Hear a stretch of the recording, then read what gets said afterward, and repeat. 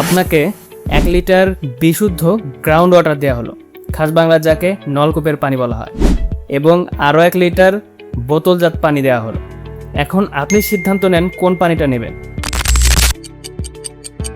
ভাবতে থাকেন, এই ফাঁকে আমি কিছুটা বিষয় বলি। গ্রাউন্ড ওয়াটার এটা সেই পানি যা নলকূপের মাধ্যমে ভূগর্ভস্থ থেকে উত্তোলন করা হয়। এটা অলমোস্ট ফ্রি। আর এই গ্রাউন্ড ওয়াটারকেই বিশুদ্ধকরণ প্রসেস করার মাধ্যমে ফিল্টার ওয়াটার বানানো হয়। এটা কিছুটা কস্টলি। আর এই ফিল্টার ওয়াটারকেই যখন বোতলে ভরা হয় বিক্রির উদ্দেশ্যে, তখনই এটা হয়ে যায় বোতলজাত পানি। গ্রাউন্ড ওয়াটারকে বিভিন্ন উপায়ে বিশুদ্ধকরণ করা হয়।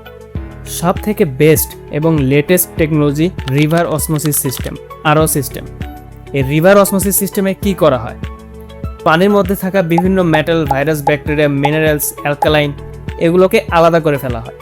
এই পানিতে কোনো ক্ষতিকর উপাদান থাকে না, তবে প্রয়োজনীয় মিনারেলসগুলোও থাকে না।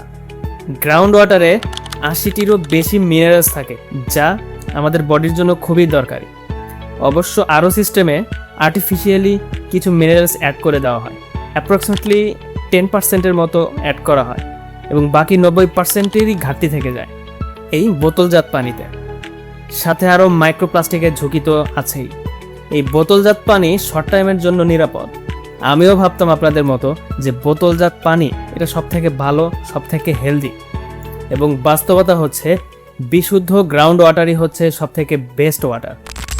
বেশি পানি খাওয়া বেশি ভালো, ধারণাটা কতটুকু সত্যি?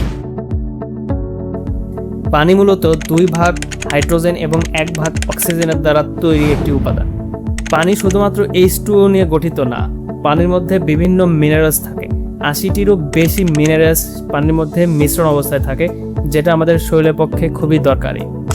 তার মধ্যে কিছু বেসিক মিনারেলস থাকে, যেমন ক্যালসিয়াম, জিঙ্ক, ফসফরাস, আয়রন। এগুলো বিভিন্ন সময়ে ডক্টররা বলে থাকে আপনি বেশি বেশি পানি খাবেন।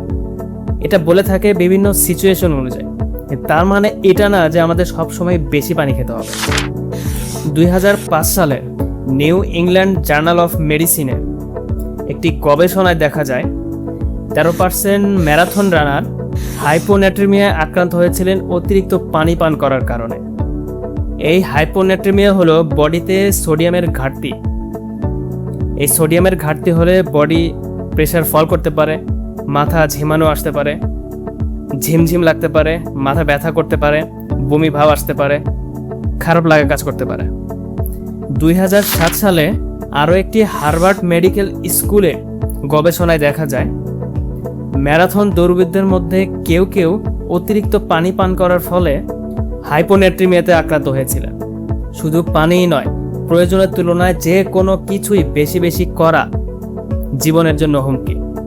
সেটা হতে পারে খাবার, ঘুম, কাজ, যে কোনো কিছু। আমরা জানি বিভিন্ন বোতলে থাকা পানিরও একটা এক্সপায়ারি ডেট থাকে। যদি একটা পানির বোতলে এক্সপায়ারি ডেট 1 বছরের থাকে, তার মানে কি 1 বছর পর বোতলে থাকা পানি নিজে নিজেই নষ্ট হয়ে যাবে? না, পানি নিজে নিজে কখনো নষ্ট হয় না। তবে প্লাস্টিকের বোতল সময়ের সাথে সাথে ক্ষয় হয়ে যায় এবং পানিতে মাইক্রোপ্লাস্টিক এবং কিছু রাসায়নিক মিশাতে পারে। তাই এক্সপায়ারি ডেট মূলত প্লাস্টিকের বোতলের জন্য, পানির জন্য নয়।